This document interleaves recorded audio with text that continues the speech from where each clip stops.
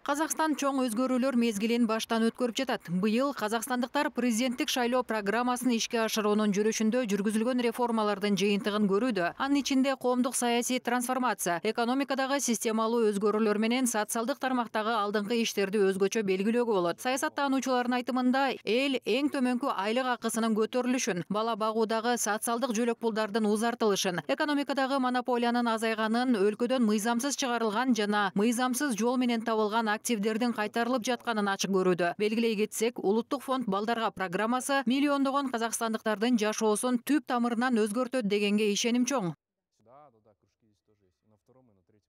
Казахстан последовательно продолжает реализацию многовекторной внешней политики с акцентом на сохранение и отстаивание прежде всего национальных интересов. Казакстан улуттук кызыкчылыктарды сактоо жана коргоо максатында көп тараптуу тышкы саясатты жүргүзүүгө артыкчылык берип келет. Казакстандыктардын көпчүлүгү учурда өлкөдө чоң өзгөрүүлөр жүрүп жатканын билет. Муну саясий кайра жаралуунун уландысы десе болот. Коомчулук муну район акимдерин шайлоо аркылуу иш жүзүндө көрдү. Учурда жалпысынан өлкөнүн экономикасында демонополизация, улуттук байлыкты жана активдерди кайтаруу сыяктуу чаралар күч алып, социалдык чөйрөнү колдоо тенденциялары жүрүп жатат. Это, наверное, планомерное продолжение поддержки социальной сферы.